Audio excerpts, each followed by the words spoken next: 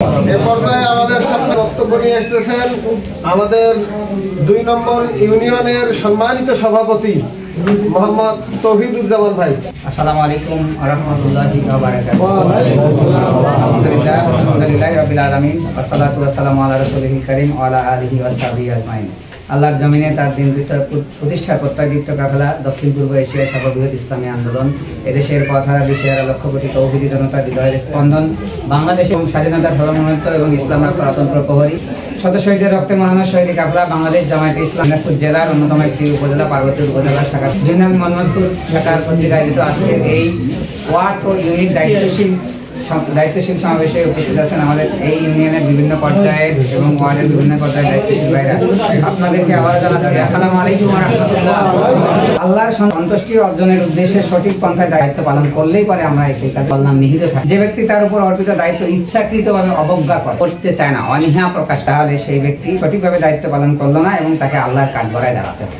এটা ইসলামী আন্দোলনের দায়িত্ব, এটা অন্য কোনো সংগঠন নয়। এটা আপনি কি আমার কথা এখানে আসছেন? আপনারা কোরআনকে ভালোবাসেন, আল্লাহর আন্দোলনকে ভালোবাসেন, আপনারা আল্লাহর আন্দোলনের সৈনিক, সেজন্যই আপনারা এখানে এসেছেন। আপনারা কিন্তু আমার কথা এখানে আসেন। আমি তো যদি ডাকি আপনারা আসবেন এই নিজের কাজ কাম ফেলে, তা আপনার আল্লাহর সন্তুষ্টি অর্জনের জন্য এখানে। তা আল্লাহর সন্তুষ্টি অর্জন করতে গিয়ে শুধু প্রোগ্রামে আসলে হবে না, বরং আপনার উপর অর্পিত দায়িত্ব আপনাকে সঠিকভাবে পালন করতে হবে। আল্লাহ রাব্বুল আলামিন সূরা বনী ইসরাঈলের 34 নম্বর আয়াতে বলছে যে এই যে আজকে আসছো এখানে, এটা অঙ্গীকার করা, কি করা, কাজ করার ওয়াদাবদ্ধ হওয়া, এবং তোমরা এই অঙ্গীকার নিশ্চয়ই, এই অঙ্গীকারের জন্য নিশ্চয়ই তোমরা জিজ্ঞাসিত হবে, তোমরা প্রশ্নবিদ্ধ হবে। আল্লাহ কি করবে? প্রশ্ন করবে, এই জবাব আপনাকে দিতে হবে। আপনি যে আজকে দায়িত্বের জায়গায় এসেছেন সেই দায়িত্বের জবাব আপনাকে কিয়ামতের ময়দানে দিতে হবে। একটু আগে আমাদের আবু বকর ভাই যে আলোচনা করেছেন যে আলা কুল্লুকুম রাইন আ কুল্লুকুম মাসউলুন আন রাই, আল্লাহ রাসূল সাল্লাল্লাহু আলাইহি ওয়াসাল্লাম বলেছেন যে তোমরা প্রত্যেকের জায়গা থেকে দায়িত্বশীল এবং তোমাদের প্রত্যেকটা কাজের বিষয়ে তোমাদেরকে জিজ্ঞাসিত পাবে। যদি কিয়ামতের ময়দানে আমরা সঠিকভাবে আমাদের নিজেদের অর্পিত দায়িত্ব সঠিকভাবে পালন করতে না পারি, যদি অবহেলা করি, কাল কিয়ামতের ময়দানে আল্লাহ রাব্বুল আলামিন আমাদেরকে জাহান্নামের আগুনে নিক্ষেপ করবে। তাও যেমন তেমন ভাবে নয়, হাত পা বেঁধে মাথা নিচে করে জাহান্নামের আগুনে নিক্ষেপ করবে। আমরা কি জাহান্নামের আগুনে যেতে চাই? যদি না যেতে চাই তাহলে কি যে দায়িত্ব আমাদের উপর এসেছে সেই দায়িত্ব আমাদেরকে সঠিকভাবে পালন করতে হবে। আমি আমাদের দায়িত্ব পালন করতে গিয়ে যদি না সঠিকভাবে দায়িত্ব পালন করতে না পারি, তাহলে মানুষের কাছে আমি প্রশ্ন দিতে, মানুষকে আমার জবাব দিতে করতে হবে। মানুষের কাছে জবাব দিতে তা সহজ, যায় হাত পা ধরে বাঁচতে ভাই করতে পারি না, আগামীতে করবো ইনশাল্লাহ, দোয়া করেন। কিন্তু আল্লাহর কাছে আপনাকে করতে হবে। মানুষের কাছে জবাব দেওয়াটা খুব সহজ, কিন্তু আল্লাহর কাছে জবাব দিতে এত সহজ নয়। ইমরানের 5 নম্বর আয়াতে বলেছে এই যে দায়িত্ব পালন করতে গিয়ে আপনারা মনের মধ্যে যা রাখছেন, আমি এখানে বললাম, এখানে হ্যাঁ হুম করে চলে গেলাম, যাওয়ার পরে আর কাজ করলেন না, অথবা আপনি এখান থেকে বের হয়ে যায় আমার সম্পর্কে সভাপতি খালি কয়ে গেল, যাই দায়িত্ব পালন করে তাই না বোঝে মাঠে ময়দানে কাজ করা কি খেলা, সভাপতি কয়েছে কাজ করবো না। এই যে আপনার বাইরের রূপ আর ভেতরের রূপ, এই দুইটা রূপ সম্পর্কে আল্লাহ বলছে যে তোমরা যেটা করো, তোমরা যেটা তোমাদের এই যে আসমান জমিন যা কিছু, এই আসমান জমিনে যা কিছু গোপন আছে আমি কিন্তু সবই জানি।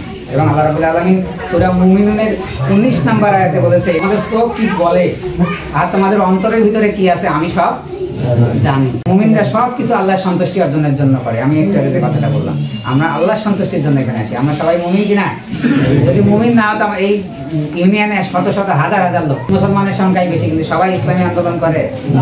যদি প্রকৃত মুমিন হয় তাহলে তো সে আল্লাহর আন্দোলনের সাথে সম্পৃক্ত হবে। আল্লাহ বাছাই করে আপনাদেরকে এখানে নিয়ে এসেছে, বাছাই ছাঁটাই করে আল্লাহ ইসলামী আন্দোলনে। আল্লাহর ভয়ে আমাদের অন্যায় থেকে বিরত থাকতে হবে। সূরা জিলজালের 7 এবং 8 নম্বর আয়াতে আল্লাহ রাব্বুল আলামিন বলেছে যে কিয়ামতের ময়দানে তোমরা দুনিয়াতে যত অনুপরিমাণও যদি কাজ ভালো করো, ছোট্ট পরিমাণও কাজ ভালো করো, সেটাও কিয়ামতের ময়দানে আল্লাহ রাব্বুল আলামিন আপনাদের সামনে উপস্থাপন করবে যে আপনি কাজটা করেছেন ভালো কাজ। আপনি জানেনই না যে আপনি এত ভালো কাজ করছেন, কিন্তু আল্লাহ লিখিত করে রেখেছে কিয়ামতের ময়দানে আপনার ভালো কাজগুলো আপনাদেরকে উপস্থাপন করবে। যেমন ভালো কাজের উপস্থাপন করবে, তেমন কিয়ামতের ময়দানে আপনি কোনো পরিমাণ যদি খারাপ কাজ করেন সেটাও উপস্থিত করা হবে। আমরা এগুলো সবাই জানি, কিন্তু এগুলোর আমল করতে চাই। দ্বিতীয় খলিফা কে? হযরত ওমর রাদিয়াল্লাহু আনহু। যে সময় তিনি খেলাফতের দায়িত্ব পালন করেছিলেন, তিনি রাতে ঘুমাইতেন না। তিনি বলতেন যে আমি যদি রাতে ঘুমাই তাহলে আমি নিজেকে ধ্বংস করলাম। কি করলাম? এই খেলাফতের দায়িত্ব আসার পরে, এই সভাপতির দায়িত্ব আসার পরে, আর এই ওয়ার্ডের দায়িত্বশীল হওয়ার পরে আমি যদি রাতের বেলা ঘুমাই, তো আমিরুল মুমিনিন ছিলেন, তিনি তো সভাপতি নাকি? রাষ্ট্র ক্ষমতার প্রধান কি সভাপতি না? খালি মিনিংসটা আলাদা, মানে কেউ সভাপতি কেউ প্রধানমন্ত্রী, কিন্তু দায়িত্বশীল কেউ হলো দায়িত্বশীল। তিনি বলেছিলেন যে আমি যদি রাতের বেলা ঘুমাই তাহলে আমি নিজেকে ধ্বংস করলাম, আর যদি আর যদি দিনে ঘুমাই তাহলে আমি প্রজাদের শেষ করলাম। কি করলাম? প্রজাদেরকে শেষ করলাম। কেননা আমি তাদের সবার দায়িত্বশীল। এখন উনি রাষ্ট্র ক্ষমতায় ছিলেন, সেজন্য উনি রাষ্ট্রের কথা বলেছেন।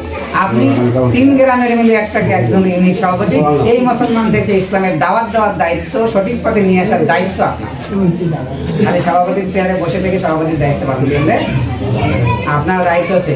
এই যে যেমন এই ইউনিয়নের সভাপতি আমি, এই ইউনিয়নের প্রত্যেকটা লোকের কাছে দাওয়াত পৌঁছানোর দায়িত্ব আমার। যদি আমি দাওয়াত পৌঁছাতে না পারি তাহলে কিয়ামতের ময়দানে আমাকে জবাব দিতে হবে। প্রত্যেকটা মুসলমান, হিন্দু মুসলিম মানব জাতির কাছে আমার দাওয়াত পৌঁছানোর দায়িত্ব। কিন্তু আমি একা তো পারবো না। পারি? সম্ভব? গোটা প্রত্যেকটা ইউনিয়নের প্রত্যেকটা মানুষের কাছে দাওয়াত পৌঁছানো সম্ভব। এই জন্যই আল্লাহ রাব্বুল আলামিন আপনাদেরকে বাছাই করে সহযোগী, আল্লাহর সহযোগী হিসাবে আল্লাহ আপনাদের এখানে নিয়ে আসে। এর আগে বলছিলাম না যে যারা ইসলামী আন্দোলন করে, যারা আল্লাহর দ্বীন প্রতিষ্ঠার কাজ করে, আল্লাহ রাব্বুল আলামিন বলেছেন তারা আনসারুল্লাহ। আনসারুল্লাহ হলো কি? আল্লাহর সাথে। এই জন্য আল্লাহ আপনাদেরকে এই আন্দোলনের জন্য কবুল করছে। আমি হয়তো এই গ্রামে এসে অনেকের বাড়িতে দাওয়াত দিতে পারবো না, কিন্তু আপনার বাড়িতে এখানে আপনি এই 3টে গ্রামের মিলে একটা ইউনিট সভাপতি, আপনি তো পারবেন। তাহলে আপনাকে এই প্রত্যেকটা ইউনিটের প্রত্যেকটা মানুষের পাশাপাশি শুধু দাওয়াত নয়, জামাতে ইসলামের বা কোরআনের দাওয়াত নয়, বরং প্রত্যেকটা মানুষের বিপদে এগিয়ে যাওয়ার দায়িত্ব। তাহলে আপনি ইসলামী আন্দোলনে করবেন। 8-10 জনের মতো যদি করেন তাহলে তার হইল না। এই জন্য আপনাকে এই দায়িত্বর অনুভূতি নিয়েই আপনাকে কাজ করতে হবে। ইসলামের 5ম খলিফা ওমর বিন আব্দুল আজিজের সময়ের একটা ঘটনা আছে। ওমর বিন আব্দুল আজিজের সময় রাষ্ট্রীয় ক্ষমতায় যখন তিনি ছিলেন, তো তখন রাতের বেলা উনি মোমবাতি জ্বালিয়ে রাষ্ট্রের হিসাব করতেছিলেন। কি করতেছিলেন? মোমবাতি জ্বালিয়ে রাষ্ট্রের হিসাব করতেছিলেন।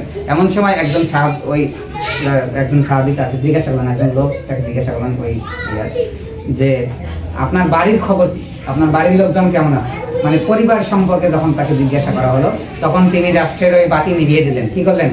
বাতি নিভিয়ে দিয়ে মানে নিজের লণ্ঠন অন্য বাতি নিয়ে আসলেন, মানে নিজের খরচের দিয়ে। তো সেটাও টোকো করে চলতেছিল। তারপরে বলেন এখন বলো কি বলতেছিলেন। তো কথা ভালো মন্দ জিজ্ঞাসা করলো, কথা বলা যখন শেষ হয়ে গেল, তখন আবার তিনি সেই বাতি নিভিয়ে দিয়ে আবার রাষ্ট্রের বাতি জ্বালাবেন। কিসের জন্য? রাষ্ট্রের বাতি জ্বালাই বললেন। তখন তাকে জিজ্ঞাসা করলেন যে আপনি এই কাজটা কেন করলেন? তখন উনি বললেন আমি যে রাষ্ট্র ক্ষমতায় আছি, এই সম্পদ হচ্ছে রাষ্ট্রীয় সম্পদ। এই রাষ্ট্রীয় সম্পদ ব্যবহার করে আমি আমার ব্যক্তিগত, কিন্তু আমার ব্যক্তিগত প্রশ্ন করতেছি, তাহলে আমি তোমার এই ব্যক্তিগত প্রশ্নের উত্তর কেন করবো? এই কেন ইয়ে করবো? রাষ্ট্রের কম সম্পদ খরচ করে আমরা কেন করবো? আমরা যখন সভাপতি, একজন সভাপতি হলে অনেক ধরনের আয় করার সুযোগ থাকে। অনেক আমিরের, একজন সভাপতির অনেক সুযোগ থাকে। আমিরের জামাত যদি মনে করে যে আমি একটা বিদেশি সংস্থার কাছে 5 কোটি টাকা নিয়ে আসবো, সম্ভব না? কোনো ব্যাপার না। আপনি ওয়ার্ড সভাপতি, আপনি চাইলে একজনের কাছে যদি বলেন যে ভাই কালকে আমাদের একটা প্রোগ্রাম আছে, 500 টাকা লাগবে, দিবে না? এই যে রাষ্ট্রে এই সম্পদ তো আপনার না, এটা হলো আমানতদারিতা। এই আপনি পাওয়ার আছে থেকে আপনাকেও দিবে। এই জন্য আমানতদারিতার আমাদের সঠিক ভূমিকা পালন করতে হবে। এভাবে যদি আমরা করতে না পারি তাহলে আমরা ক্ষতিগ্রস্তর দিকে এগিয়ে যাব। একদিন এক প্রচন্ড সূর্যতাপে সদগার উটের পরিচর্যা করছিলেন কে? ওমর বিন আব্দুল খাত্তাব। মানে সদগার উট, রাষ্ট্রের সদগা দিয়েছে, সেই সদগার উট তিনি পরিচর্যা না কি করতেছিলেন? মাঠে চড়াচ্ছিলেন এবং পরিষ্কার মানে যত্ন করতেছিলেন। এমন সময় তামিম গোত্রের নেতা, বনু তামিম গোত্রের নেতা আহনাফ বিন কায়েস ইরাক থেকে প্রতিনিধি দল নিয়ে আসতেছিল।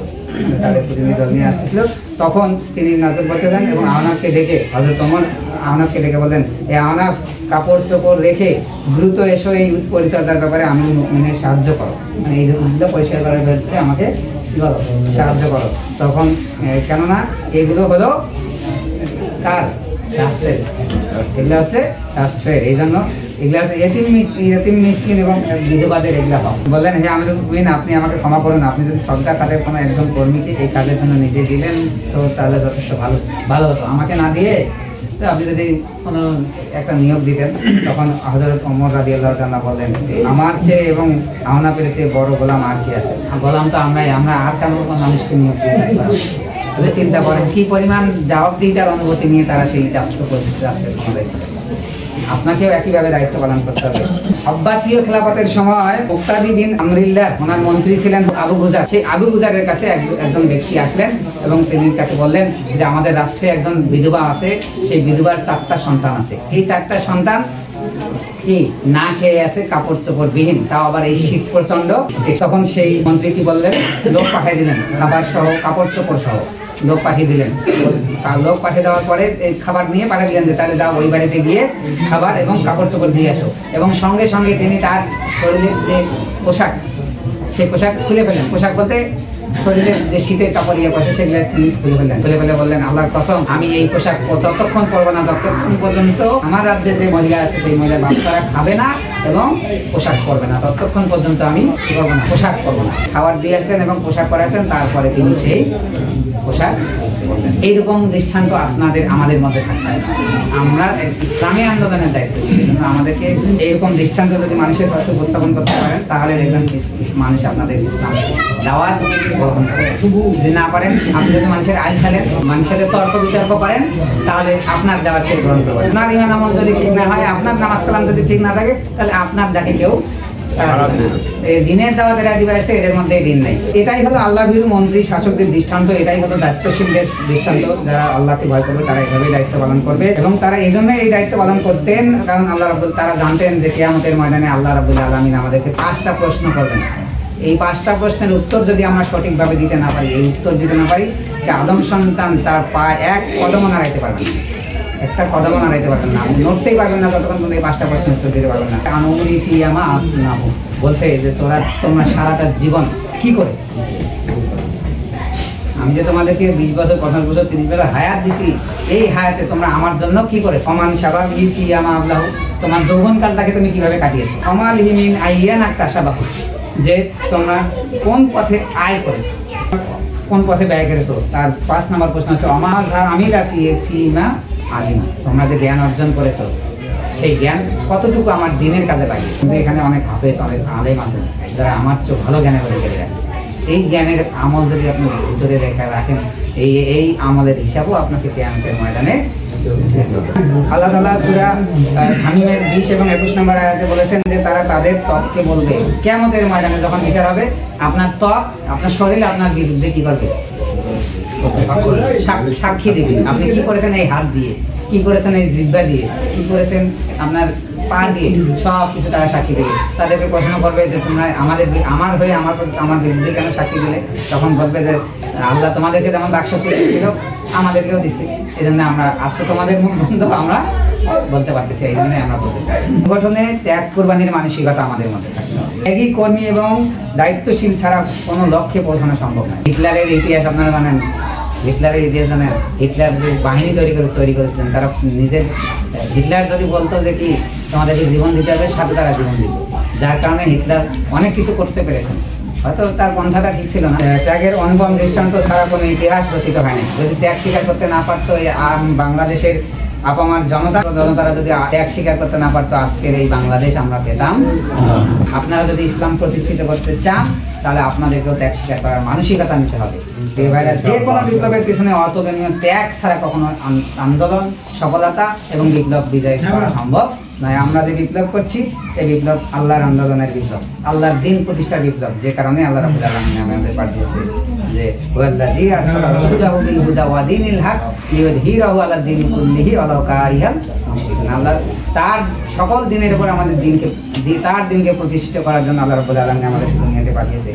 সাংগঠনিক জীবন মানেই হচ্ছে বিপ্লবী একটা জীবন। বিপ্লবের জন্য চাই সমাজ সংস্কারের একদল কঠিন আত্মত্যাগী মানুষ, আর এই জন্যই যোগ্য কর্মী, দুর্দর্শী নেতৃত্ব এবং আনুগত্যশীল এবং নিবেদিত প্রাণ এবং নিবেদিত কর্মী আমাদের লাগবে যদি আমরা দিন প্রতিষ্ঠা করতে চাই। পরেশগার, ঐক্য এবং নিষ্ঠা সহ যাবতীয় ভালো গুণাবলী সমাবেশ করলেই কেবল একজন কর্মী একটি দেশ এবং একটি সংগঠন পৌঁছাতে পারে লক্ষ্য পানে। আল্লাহ রাব্বুল আলামিন আমাদেরকে সেই তৌফিক দান করুন। আমরা তৌফিক দিন। আসসালামু আলাইকুম ওয়া রাহমাতুল্লাহি ওয়া বারাকাতুহু।